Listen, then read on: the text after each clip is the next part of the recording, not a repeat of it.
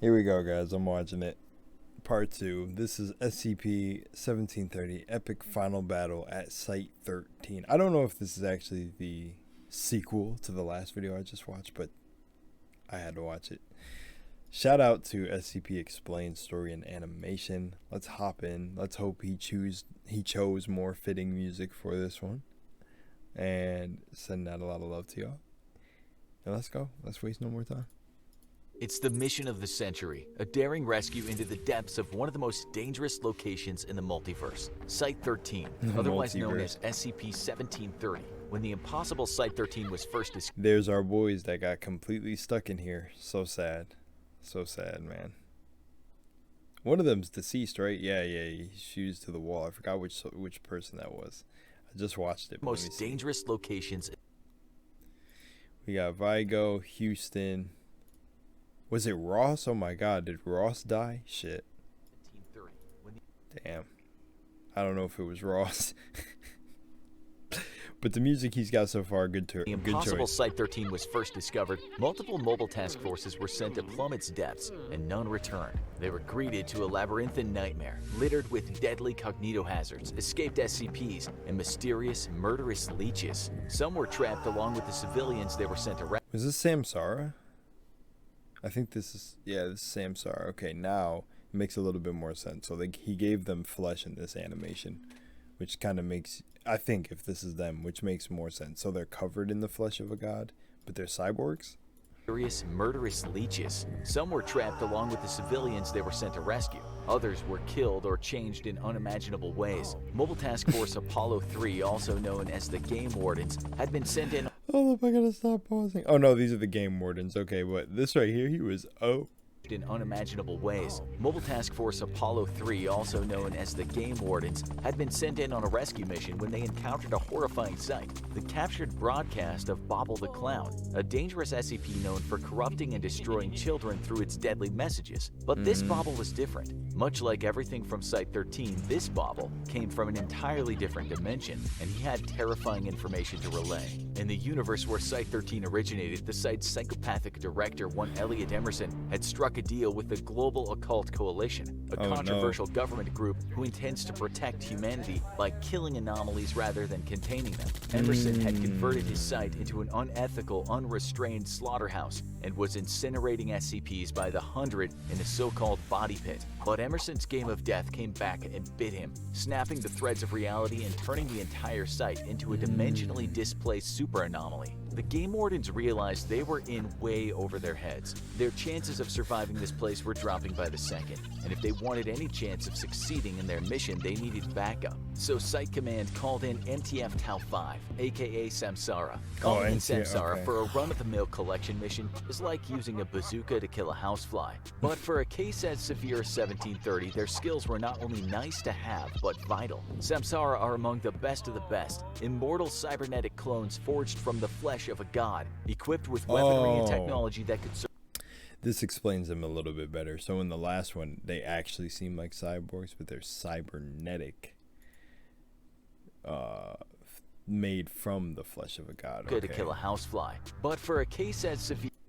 Samsara are among the best of the best, immortal cybernetic clones forged from the flesh of a god, equipped with weaponry and technology that could surpass even that of other elite Mobile Task Force units. It's good to know that they're immortal, so they could suffer basically for eternity if they get caught by an anomalous property that, you know, doesn't die or something. The 4 members of Samsara are so adept at what they do, they earned the nickname Power Rangers among their peers. The remaining Game Wardens knew that with Samsara on the case, they may actually survive this thing. That was oddly trippy because I just watched the Mighty Morphin Power Rangers that just came out on Netflix. I didn't watch it, I watched the trailer. After all, and they just needed to hold out. Samsara arrived on site not long after, packing some serious technological heat, including arm-mounted incendiary cannons, shock-absorbing leg extensions, heat-resistant plating, and built-in scramble adaptations within their eyes to ward off the deadly cognitohazards. Everyone involved was in for the fight of their lives. The 4 Samsara agents, Irantu, Nanku, Munru, and Onru, entered via a drainage gate in one of the office buildings above ground and began their descent inside. After observing numerous charred bodies, they deduced that there must have been a massive incinerator somewhere on site. Emerson's incinerator, theoretically theorizing that this was connected to the body pit they kept Oh my gosh, this beat is dirty. Oh. hearing about. They descended further, feeling the temperature rise as they did so. Due to the anomalous nature of 1730, nothing inside made any kind of logical sense, caused by a reality warping machine known as Thresher. The internal geography of Site-13 was subject to constant shifts. Yeah. The team then split up to cover. See, that's what I gathered from the last video. I was like, yo, if you brought in some sort of like interdimensional rope that can't break, or it's just like forged from maybe the same flesh of the god, then you could track the rooms. But yeah, Cover more ground. Knew they were Munro shifting and Nanku crazy. continued to follow the pipes and the heat toward the furnace, while Irantu and Onru broke away to explore what lay beyond a weak wall. After busting through the wall, Irantu and Onru explored several empty office blocks before finding their way into a control room with a glass observation deck. While the window was obscured by garbage. Wow, he is summing this up basically from the last video way quicker. I just realized that. And human corpses, signage indicated that the incinerator and the body pit were directly below them. The team once again This video did it a little bit managed better. to activate the incinerator, which shredded the mass stuck inside with several large turbines before burning the resulting slurry. The same process that had happened to so many anomalies under Emerson's watch. With the path cleared, Samsara decided to descend via the incinerator, using the drainage pipe as a kind of makeshift tunnel. Eventually, they happened upon the leeches, large, black, and hungry. These creatures seemed to infest 1730 by the thousand. Anywhere that blood or drainage runoff could be found, the leeches could be found too. They didn't appear to have any connection to an anomaly previously secured and contained by the Foundation. They squeezed and wriggled through the cracks in the walls, searching for fresh blood. Onru detected that the leeches all moved with a kind of collective purpose, suggesting a telepathic hive mind. Onru was able to tap into this hive mind using her cybernetic enhancements and map the chaotic geography of 1730 through the leech colony's collective knowledge. With this new advantage, they could add a second goal to this rescue mission: find the Thresher device causing all the instability and potentially reduce power to it if possible. But they were on the clock to save the other survivors, as those leeches were sure to get hungry for warm blood soon. They followed the leeches down the most direct path toward the survivors. On the way, they encountered a horrifying creature, the many-limbed humanoid nightmare that functions as Emerson's eternal punishment. His charred body tied screaming and alive to the platform where the monster's head should be. They That's managed much to more make it past the detailed. monster before finally rendezvousing with Captain Hollis of Mobile Task Force Zeta 9, otherwise known as the Mole Rats, as well as the game wardens and the other survivors. There were 27 surviving members of Site-13 staff, many of which there was 27 surviving members. What a coincidence. For other reasons that I won't explain, but that's crazy. had severe injuries, making it even harder to transport them back to safety through the hazardous terrain. And to make matters worse, the leeches were back. The team quickly decided that the best route out of here was directly past the Thresher, where they could reduce power to the machine for just long enough to create a stable path of escape. Nanku opened fire on a horde of approaching leeches with a flamethrower, and everyone began running for their lives. It was a final make-or-break dash to safety. Let's go. However, their advance was soon stopped by a strange robed creature drawing a cognito-hazardous meme on the wall with its claws. When the team attempted to engage, it attacked, exposing additional deadly memes and the dangerous effects of its single white eye. And we're not talking about deadly memes.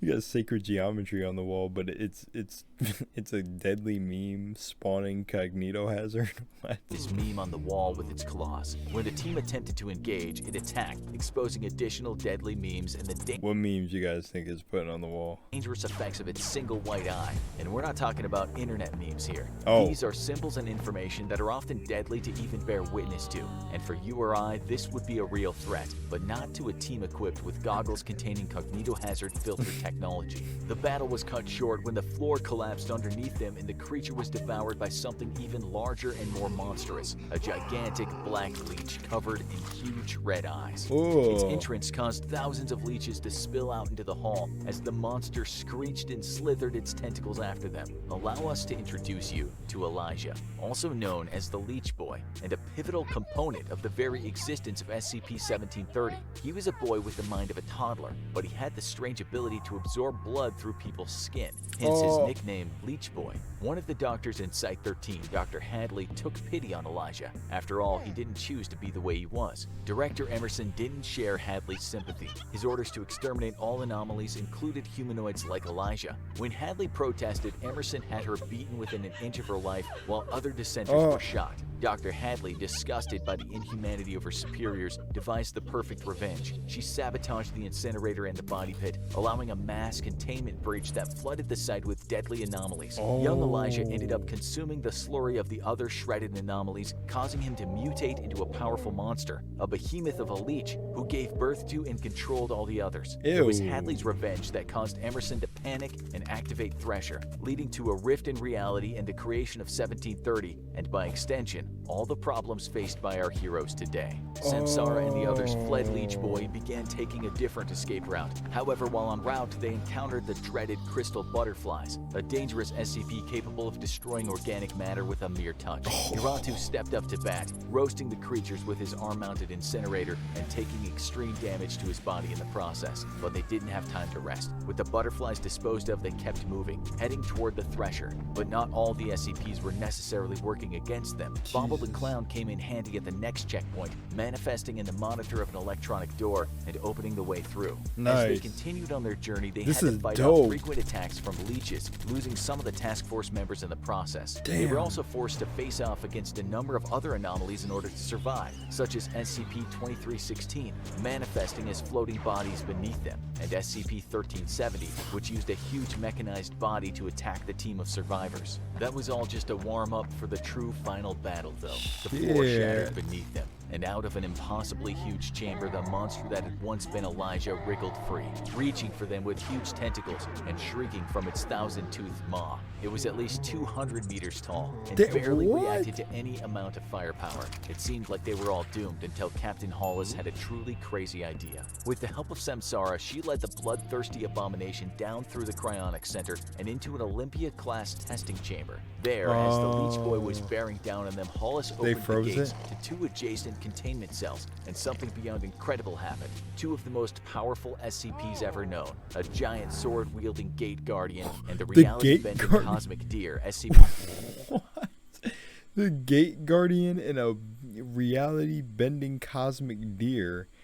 The Gate Guardian is 001, right? What the? What are the fucking chances? Something What? beyond incredible happened. Two of the most powerful SCPs ever known, a giant sword-wielding Gate Guardian and the reality-bending Cosmic Deer, SCP-2845, entered the arena. What followed was one of the most epic showdowns in the history of the SCP Foundation, Ain't as not the Deer possible. and the Gate Guardian went to battle against the all-devouring And hopped Leech. it. While the monsters fought, Hollis ordered her team to get the rest of the survivors to safety. She and Munro of the Samsara team remained behind to prevent any of the anomalies from escaping, as the entire base began sinking into the ground from the combined forces of the battle raging around them and the Thresher's continued onslaught on reality. Even if the survivors escaped, would the anomalous developments inside Site-13 escape and wreak havoc on the world at large? That's when Hollis received a vision. A horrific, charred, post-apocalyptic world roamed by inconceivably powerful entities and nightmare gods. It was a vision so horrific that just seeing it nearly broke her mind.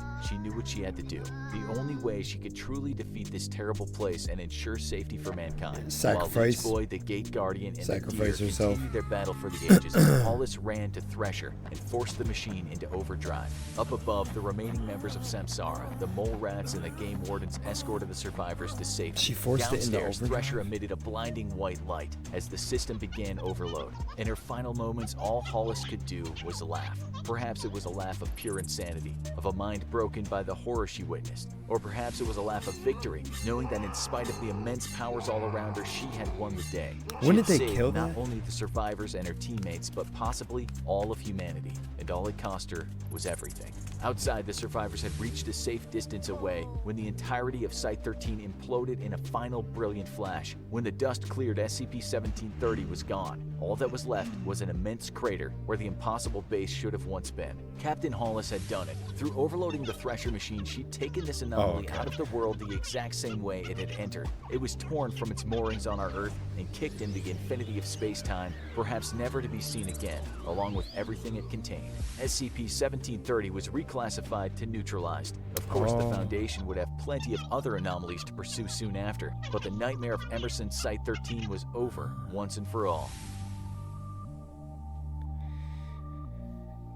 Just draw these like this? Oh man. Why didn't we get the thickness on 082? Okay, I was about to say I was about to say, okay, hang on. He has to explain how, how Hollis, what Hollis did with kicking it into overdrive, because I thought that they needed to stall it out for a moment to create a getaway path, like an exit gate for all the survivors, blah blah blah. And then if she overloaded it after, okay, I got that. So I kind of got confused there, but whatever. I'm not here to nitpick. I guess I get it. She threw it in the overdrive by sacrificing herself. That was kind of obvious that that was coming. Well, guys, you can thank Hollis because we're all alive because she sacrificed herself in a fictional story. Anyways, oh, that was dope. That was one of the cooler SCPs. Holy shit, that's insane. I don't know, the Gate Guardian and the Cosmic Deer being in there. What are the chances? I thought the Gate Guardian Angel thing was like the strongest SCP. How are they doing bad? I don't even know. I'm not gonna question it. But anyways, much love, Moonlight. I'll see you on the next one. Remember, post comments down below with any recommendations you want. Email them to me and I'll see if I get to them. We are getting more family members on this channel every day, so I'm getting requests out the ass. Anyways, I'll see y'all. Peace.